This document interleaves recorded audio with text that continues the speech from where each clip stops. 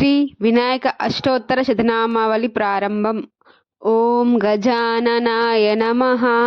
ఓం గణాధ్యక్షాయ నమః. ఓం విఘ్నరాజాయ నమః. ఓం వినాయకాయ నమః. ఓం ద్వైమాతురాయ నమః. ఓం విముఖాయ నమః. ఓం ప్రముఖాయ నమః. ఓం సుముఖాయ నమః. ఓం కృతినే నమః. ఓం సుప్రదీపాయ నమః. ఓం సుఖనిదయే నమః. ఓం సురాధ్యక్షాయ నమః. ఓం సురారిఘ్నాయ నమః. ఓం మహాగణపతయే నమః. ఓం మాన్యాయ నమః. ఓం మహాకాలాయ నమః. ఓం మహాబలాయ నమః. ఓం హేరంబాయ నమః. ఓం లంబజఠరాయ నమః. ఓం హస్వగ్రీవాయ నమః. ఓం మహోదరాయ నమః.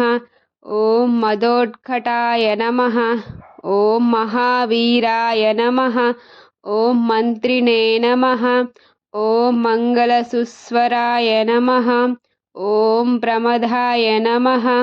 ఓం ప్రథమాయ నమః. ఓం ప్రాజ్ఞాయ నమః. ఓం విఘ్నకర్త్రే నమః. ఓం విఘ్నహంత్రే నమః. ఓం విశ్వనేత్రే నమః. ఓం విరాట్పతయే నమః. ఓం శ్రీపతయే నమః. ఓం వాక్పతయే నమః. ఓం శృంగారిణే నమః. ఓం ఆశ్రితవత్సలాయ నమః. ఓం శివప్రియాయ నమః. ఓం శగ్రకారిణే నమః. ఓం శాశ్వతాయ నమః. ఓం భవాయ నమః. ఓం బలోత్థితాయ నమః. ఓం భవాత్మజాయ నమః. ఓం పురాణపురుషాయ నమః. ఓం పుష్ణే నమః. ఓం పుష్కరోక్షిప్తవారిణే నమః. ఓం అగ్రగణ్యాయ నమః. ఓం అగ్రపూజ్యాయ నమః. ఓం అగ్రగామినే నమః. ఓం నేత్రకృతే నమః. ఓం చామీకరప్రభాయ నమః. ఓం సర్వాయ నమః. ఓం సర్వాప్యాసాయ నమః. ఓం సర్వకర్త్రే నమః.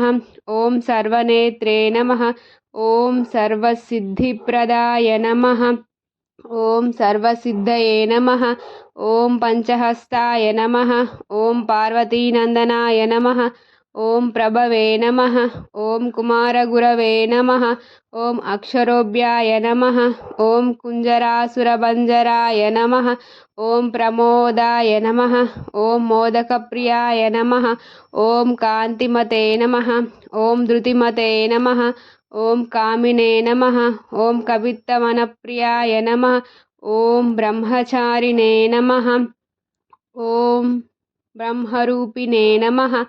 ఓం బ్రహ్మ విద్యాదిదానభువే నమః. ఓం జిష్ణవే నమః. ఓం విష్ణుప్రియాయ నమః.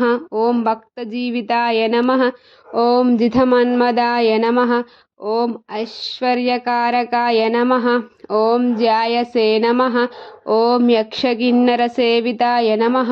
ఓం గంగాసుతాయ నమః. ఓం గణాధీశాయ నమః. ఓం గంభీరనినదాయ నమః. ఓం వటవే నమః. ఓం అభీష్టవరదాయ నమః. ఓం జ్యోతిషే నమః. ఓం భక్తనిధయే నమః. ఓం భవగమ్యాయ నమః. ఓం మంగళప్రదాయ నమః. ఓం అవ్యక్తాయ నమః. ఓం అప్రాకృతపరక్రమాయ నమః. ఓం సత్యధర్మిణే నమః. ఓం సుఖయే నమః. ఓం సరసాంబునిధయే నమః. ఓం మహేశాయ నమః. ఓం దివ్యాంగాయ నమః. ఓం మణికింకలమేకలాయ నమః. ఓం సమస్తదేవతామూర్తయే నమః. ఓం సహిష్ణవే నమః. ఓం సతతోత్థితాయ నమః. ఓం విఘాతకారిణే నమః. ఓం విశ్వగృషే నమః. ఓం విశ్వరక్షకృతే నమః. ఓం కళ్యాణగురవే నమః. ఓం ఉన్మెత్తవేషాయ నమః. ఓం అపరాజితే నమః. ఓం సమస్తజగదాధారాయ నమః. ఓం సర్వైశ్వర్యప్రదాయ నమః. ఓం అక్రాంతచితచిత్ప్రభవే నమః. ఓం శ్రీ విఘ్నేశ్వరాయ నమః. ఓం శ్రీ వరసిద్ధి వినాయక స్వామియే నమః.